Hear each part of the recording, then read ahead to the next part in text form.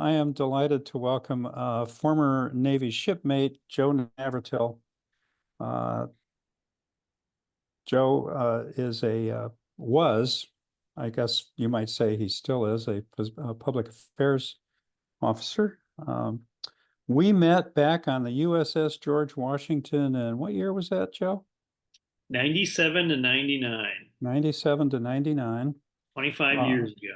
25 years ago, Joe was the public affairs officer, or PAO. I was the senior medical officer. And so we got to know each other because we were both senior staff, but also because we were not unrestricted line officers. We got to spend a lot of time together on Liberty, uh, away from the unrestricted line officers. Anyway, shipmate, welcome. I sincerely apologize for the No glitches worries. that Zoom has thrown in my lap, and I will do my best to troubleshoot it. And we might end up doing this again, but let's go ahead and see what we come up with here. Yeah, no apologies necessary. This is fun, so we'll do it every day for 365 days to get the Yeah, word out about our respective books. exactly. Anyway, Joe is the author of a fascinating book called Second Act. And there's his name. And it's, by the way, doing very well. It was just released. When was it released, Joe? Just on Wednesday of this week, two So days Wednesday, ago. 2 days ago. It's doing very well, as it should. I had the advantage of reading a pre-write of it, previous draft. It was a page turner. I couldn't put it down. And it is constructed around an extremely novel idea. And so rather than me trying to tell you what the story is about, I'll let the author describe it. Joe, how did you come up with, first of all, the desire to write a novel? And secondly, Audrey Hepburn and AI and all that Yeah, stuff that you wrote about? all that stuff. So buckle up, folks. This might take a minute to explain it. Let's start with Audrey Hepburn. So my mom was told she looked like Audrey Hepburn. So as a young boy, I was like, who is Audrey Hepburn? Now imagine these are the days before VCRs. You had to you had to actually look at the TV guide to know the hard copy print TV guide to know what was coming on TV that week. So we watched some Audrey Hepburn movies here and there. But until the days of VCRs and DVDs and now streaming movies, I hadn't watched all that many of her movies. Over the last 10 or 15 years, I've more than made up time seeing almost all of Audrey's movies, read all of her biographies. And now streaming. Go I'm getting ahead. a bit of feedback. You're getting feedback. It's okay. Just Yeah. me. Okay. Just me. All right. Yeah. So the idea for the novel, though, so I started 5 or 6 previous novels, got to around page 100 on a couple of them, and stopped. Uh, if I stopped, I would not pick it up again for a long time or ever. So I wanted to find a novel that I would finish. And then one day I saw this photo, and it all goes back to this single photo of Audrey Hepburn standing with a poodle outside of a very well-known San Francisco hotel called the Palace. And I was just taken with the photo. This is before she was famous. So I researched, got the backstory on that. And long story short, that was the very first scene I wrote for my novel was I imagined what would it be like to meet Audrey Hepburn in San Francisco in April of 1953 before she's famous. And I was completely taken with this premise. I wrote 3 chapters in a day, revised it a lot later on, but that was the premise of my novel. So I'm like, well, how could I go back in time and insert myself into that scene from 70 years ago? And the only answer that came to me, there are a lot of time travel novels and movies, but what came to me is I live right outside of Silicon Valley in the San Francisco Bay Area. And folks have heard of artificial intelligence and virtual reality. So I'm like, aha, how about if I have my main character invent her technologically today, but then travel back in time to meet Audrey Hepburn at various stages of her life. So then I started running with this idea. And a year later, I finished it. After a lot of research, she spent a lot of time in San Francisco, not just for that one picture, but she spent a lot of fascinating time in San Francisco. Her mother, Ella Van Heemstra, actually lived in San Francisco during the entire decade of the 1960s. So I started going to these locations, and every time I went, I pictured Audrey there, and I'd go home and write a scene about it. And the scenes I wrote, a little bit here, very out of order. The biggest challenge I had in putting the novel together was weaving these disparate scenes together.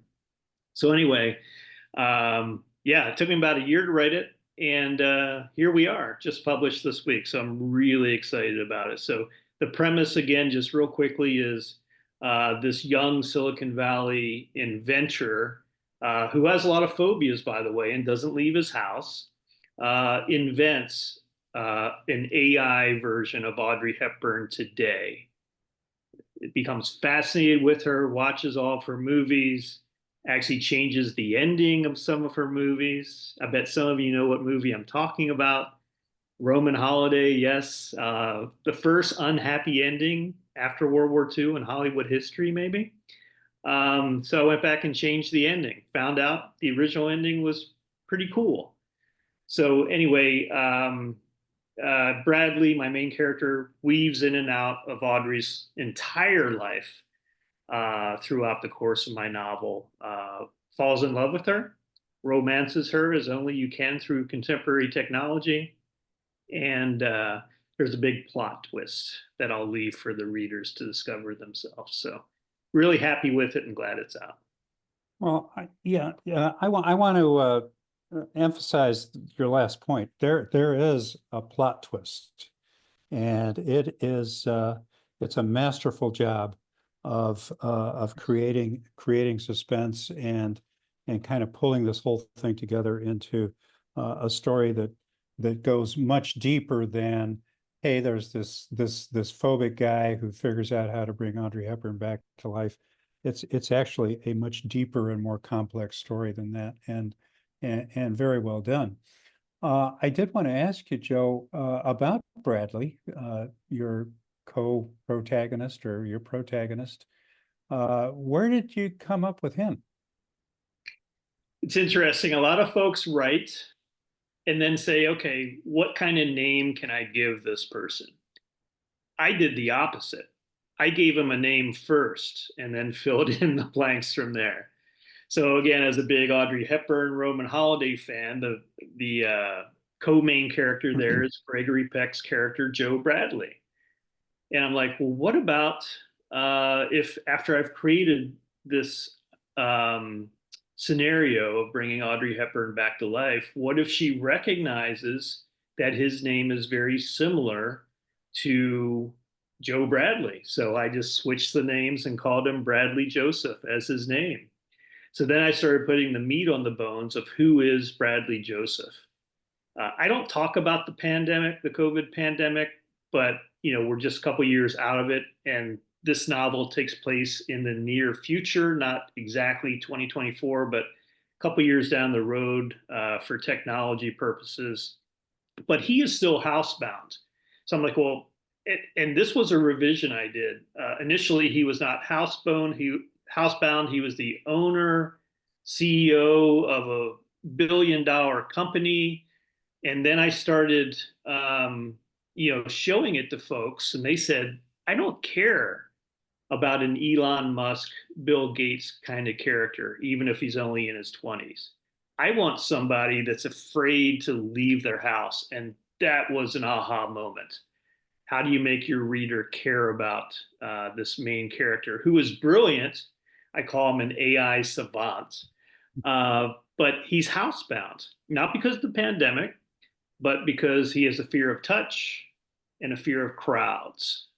So one of the early scenes is they're introducing the latest technology of the company that Bradley works for, but he is so housebound that he's feeding the answers to his Ken doll looking CEO live in San Francisco at an AI convention. So more and more bones started to be put on the meat of who Bradley Joseph was and is. He's got social anxiety. He's not assimilated much. He hasn't left his house in a couple of years. He has meals delivered by drone, all those things that are just barely happening or on the cusp of happening. And I had a lot of fun creating Bradley. He's not an alter ego. I do not have the brain power that Bradley has in these inventions. Everything I learned about AI, I attribute to a visit to Stanford University's Human Virtual Interaction Lab a couple years ago, and just a lot of research online. So I knew that I had to set up Bradley so that he could have an epiphany through his meetings with Audrey and become a different person. And that gets a little bit toward the plot twist that we talked about. Well, and that was part of again what I found so fascinating about the story.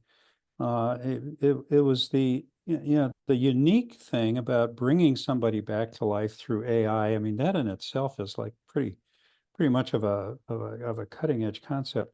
But I really enjoyed how you developed Bradley's character arc over the course of the story. And of course, I'm not going to reveal how that happens, except that it becomes a symbiotic relationship between him and this woman who's been dead for many, many years. So good on you.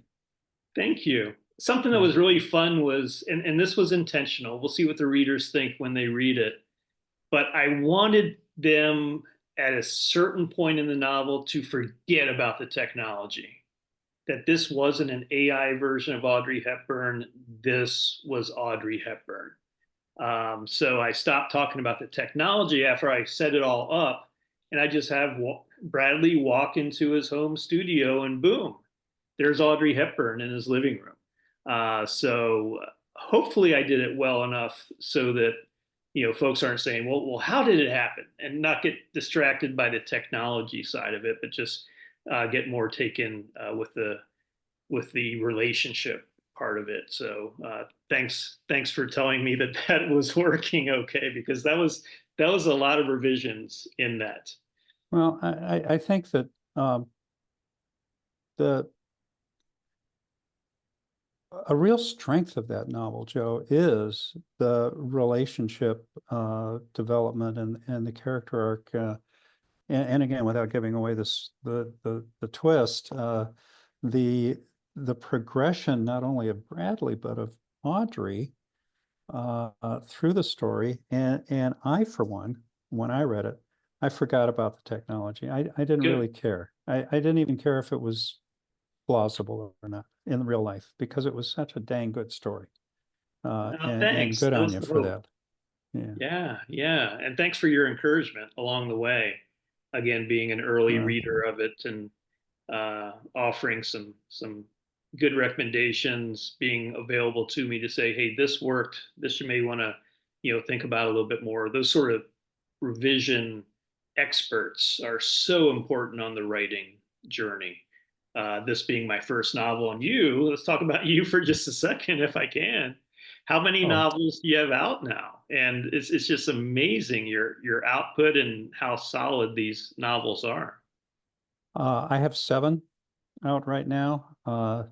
Number 8 will be out next month, except I'm thinking I'm probably going to have to change the ending, because to your point about sharing a what's called a beta or a previous draft, early draft with quotes beta readers, I've gotten a lot of feedback about my ending, and when diverse types of readers all say, not sure I buy on this.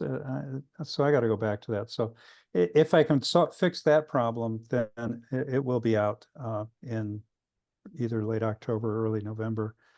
And then I've got I basically work in 2 series. That's a military fiction series, primarily featuring strong women protagonists. My other series is a medical thriller series, or medical suspense is more accurate. And I've got another novel in the works on that too, probably coming out next year. Fantastic. Yeah. You always have to think about what's next. What's next? That's what your readers want to know. And I know you have a lot of followers through your newsletters as well, which is something I need to get started. So, yeah, Well, kudos for you for having such a following. so it's been going for a while. I don't know how many years you've been trying to do this, but I just realized today that this idea of becoming a writer started in Kota Kinabalu, Malaysia, Wow. when I was the fleet surgeon on the U.S. 7th Fleet surgeon on the Blue Ridge flagship.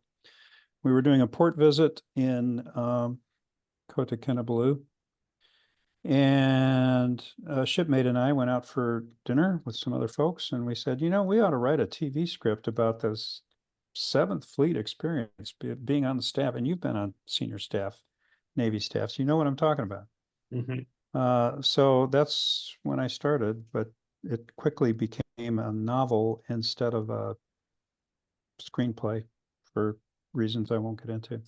Yeah. So it's been a while, you know, I've been doing this for a while, and I've learned a lot. Yeah, those epiphany moments, where a story just comes to you, they're amazing. Number one. Number two, they usually come to me in the middle of the night. I was so fortunate that I didn't get this one for this novel in the middle of the night, because I would have to get up and jot it down. I'd forget details after going back to sleep. This one came to me in the middle of the day. I just, as I mentioned earlier, saw this one picture of Audrey Hepburn in San Francisco with holding the leash of a poodle, and I just started thinking, well, what was all that about? And then I started the research, and the story came to me just flooding. And that's what you want as a writer, I think, is just, I'm a pantser. That's P-A-N-T-S-E-R. I was going to ask you. Yeah. I was going to ask you about your writing process. Yeah, for those that don't know, a pantser is someone who writes by the seat of their pants. They don't outline everything. So as I mentioned, my writing process was, well, I'll get in more specifics. I wrote from 7 to 10 almost every night, Monday to Friday, for a year, including some time on weekends as well. But I didn't want to sacrifice family time for writing time. I knew eventually I would finish this one. But when I would sit down in front of the computer for 3 hours every night, I was like, okay, what chapter do I want to tackle? And sometimes I would start by just searching for an Audrey Hepburn photo online. And then I get the idea for a scene and write that scene. For instance, some of the scenes that I write about in second act, Bradley visits Audrey on the set of My Fair Lady, and he pretends to be her vocal coach, because those Audrey Hepburn experts who may be joining today, her voice was not used for the singing voice in My Fair Lady, even though she was told that she would. But they got a stand-in voice, Marnie Nixon, at the end, which was very disappointing. Yeah. So I wanted to get at Audrey's vulnerabilities and get to know her on such a personal level. And the only way to do that was to be in her dressing room, just, Bradley pretending to be someone else. And AI didn't recognize Bradley from previous episodes they had together. It does later, just to give a little bit of that, second half of the novel. But it was just so fun to come up with an idea for a scene around something and write about it. One quick note for, again, Audrey Hepburn fans out there. She broke the news on the set of My Fair Lady that President John F. Kennedy had been assassinated while they were filming a very famous scene in the garden. And the director just didn't have it in him to let the cast know what had happened. Someone had screamed. They found out what Scream was about. Audrey decided someone had to tell the cast. And Audrey wasn't an overly religious person, but she just kind of went up to her cast, got on the hailer, and said, the president of the United States is dead. May we all take a couple minutes of silence to, um, you know, think of him in her own way. And so she just led that silent prayer. Again, she wasn't overly religious, but she prayed. She looked everyone in the eye going around the set and then said, may God have mercy on his soul and ours. And so things like that, reading about that sort of thing in Audrey Hepburn's biographies just made me think, gosh, there's so many biographical fiction novels out there. There's so many biographies out there, but we don't know the depths of this wonderful person named Audrey Hepburn. So as I learned more about her, I'm like, I got to write a scene about that. I got to write a scene about that. And then, as you know, Mike, in revision, you start cutting stuff that may not quite fit. And it was painful to give up 5 or 6 chapters that I had, researched and written, but just didn't quite fit in keeping the momentum of the novel going. So that's one that I did keep. There's a breakfast at Tiffany's scene that I put in there, not from the novel itself, but just what was it like to film her most famous movie? She had just given birth to her first son after many miscarriages, starts filming, I think it was 6 weeks later. And her personal life, other than the birth of her son, was going through some difficulties with her husband.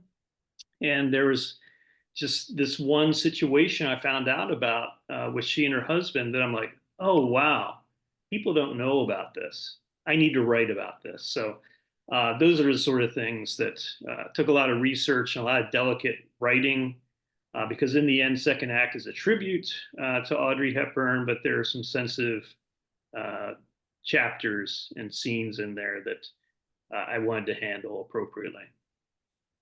And which you did, and those scenes contributed to the development of Audrey in your book as a real character, and not a AI hologram kind of phony baloney thing. But I did want to ask you, you mentioned the term sensitive.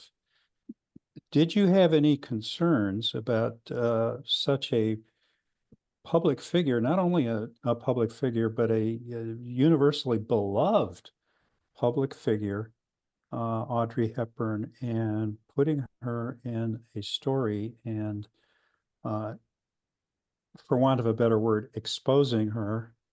Did you have any concerns about the legality of that or the potential backlash? Yeah. So first I wanted to finish the novel. Again, I hadn't finished in 6 previous attempts, totally other different plots than this one. So I wanted to finish the novel. Then in revision, I had to go back and say, okay, I intend this as a tribute, a biographical fiction novel of Audrey Hepburn. So how do I give the full measure of who Audrey Hepburn was without, upsetting some folks here and there? And by the way, it's not just Audrey Hepburn from classic Hollywood who features in this novel. I have quite a few others as well.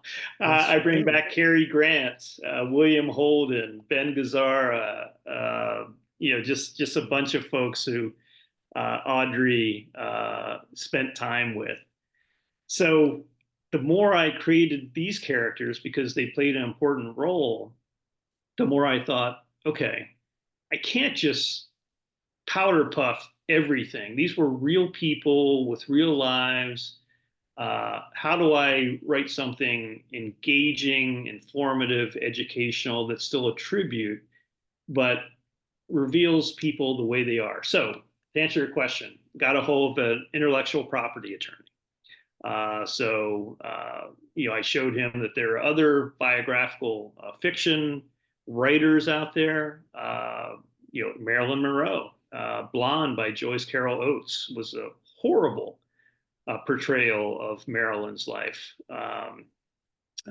Someone I've gotten to know recently, C.W. Gortner, who also lives in San Francisco Bay Area, has written about Coco Chanel and Marlene Dietrich and others. Jackie Kennedy has had novels written about her.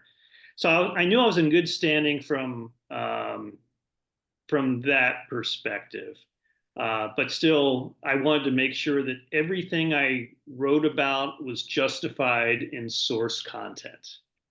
So I actually listed all of the biographies in the back of my novel. And also, a lot of folks don't know, but there was a previous novel written that alluded to one person's affair with Audrey Hepburn. It's called After, is the name of the novel by Robert Woodruff Anderson, who wrote The Nun Story. He was a playwright by trade, but was a screenwriter for The Nun Story, which is a wonderful, wonderful, perhaps her best acting in any movie that I've seen of hers. And he writes of an affair with her. And to be honest, he's pretty graphic in some parts about it. So then I had a big decision to make. If I'm telling folks about the totality of Audrey Hepburn, do I talk about, the personal side of Audrey Hepburn? And I asked some folks, should I or shouldn't I? Most folks said no, because they, have Audrey as going back to the nun story as almost a nun-like person in the world. I decided she had to have her full story told. So again, I think delicately, but I, have a couple scenes in there where, it shows her personal side because I wanted to give that full spectrum of who she was. And she had such a tough love life. It wasn't until the end of her life, the last 10 years, that she found her true love. She even, has direct quotes about that. So yeah, I got author insurance as well. I'll be direct, just in case. And I recommend any author, especially if you're writing nonfiction, but even some fiction authors, when you're having some sensitive topics, it's probably not a bad idea. But I wanted to make sure I covered all my bases there. But it's a full portrayal of Audrey Hepburn, let's put it that way, and the people in her life who were usually good to her, but not always. Well, it's a great story, as we've said, great character development, and hats off to you, Joe. I wish you tremendous success. It's already off to a good start. So what's next? Yeah, what is next? I have about 5 things in my head, but the next one I'm going to write also starts a little bit with the technology aspect of what's just becoming available that would become more popular in coming years. So imagine walking through an airport magnetometer, that they use for security screenings. But instead of going through an airport one, go through a hospital one. This is right up your alley, Mike. And it detects things wrong with you, cancers you may have that are not yet diagnosed, other maladies that, if found early, can be treated. So my main character in my next novel just enhances this technology to the point where he can tell if there is a mutant gene in your brain where you might do bad things. Ooh. So now this is more of a thriller. So now he has to figure out what to do with that information. Ooh. Well, the police can't do anything with that information because no one's done anything yet. This technology may or may not, be valid. But then he has to play that out. What does he do with that information? If the authorities won't do anything, does he have to do it himself? So there's a lot more to the story than that. I've started writing that one. Can't wait to spend more time writing this next one. It'll be far less than a year before the second one is out, I hope. So anyway, that's just a little tease. Well, it sounds very interesting. I'll be interested in looking at that one too. Uh, Absolutely. anything else you want to talk about? Gosh, number one, thanks to you for hosting this. Sorry again, as you said, about the technical difficulties. Obviously, we'll post this online so folks can watch it. We'll do more of these. I may even do some that's live, talk with folks on Facebook Live or some other sort of thing, so they can ask me questions about this story, my journey. But Yeah, for those of you out there who have always said, "Gosh, I want to write a book someday," don't give up.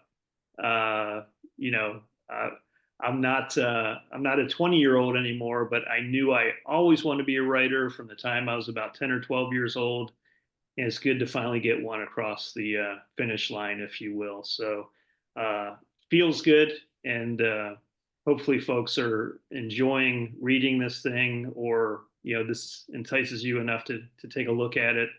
But for those of you who don't know who Audrey Hepburn is, or have never watched one of her movies, I put in the book, start with Roman Holiday, and see if you're as infatuated as Bradley Joseph in second act becomes with her, and you know maybe you'll have your own uh, love affair with Audrey Hepburn in a far different way than Bradley Joseph does. But yeah, Mike, thanks again for hosting this, and No problem. hope we can do some more of these. Yeah, I was interested to see about your comments. We both have degrees in English. So, Yeah. and I too also always wanted to be a writer. And I'm probably dating myself. 25 years ago when we were on Liberty and Jabal Ali, Jabal Ali, Jabal Ali, Jabal Ali, uh, ins- instead of Roman holiday, Exactly. like we thought we were going to be.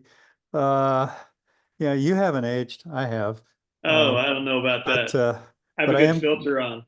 I'm gonna date myself and say that I can't remember the first Audrey Hepburn movie I saw, but it was most definitely in a theater. And I do remember seeing My Fair Lady in the theater when it first came out. And so it was a delightful journey to read your story. Thank you, Uh, Mike. we're gonna sign off. Joe and I are gonna chat afterwards about how we're gonna fix the technology, but we're gonna sign off for now. And folks, I'm sorry, Zoom threw me a real curveball on this one because they seem to have changed the rules from the last time I did one of these. We will fix it. Worst case scenario, we will do it again. Yep. And we are ideally, if everything works out, we're gonna put the videos, the recordings up on our respective author pages and invite questions. And Joe and I will answer every one of those questions in Facebook chat. And then we may do another one. And I like your idea of maybe doing a live question and answer audience participation thing. So we'll look at that. But for Perfect. now, we're going to say goodbye. Bye, Cheers. everyone. Bye. Thank you. Okay. Well, we are off streaming, and I'm going to stop the recording.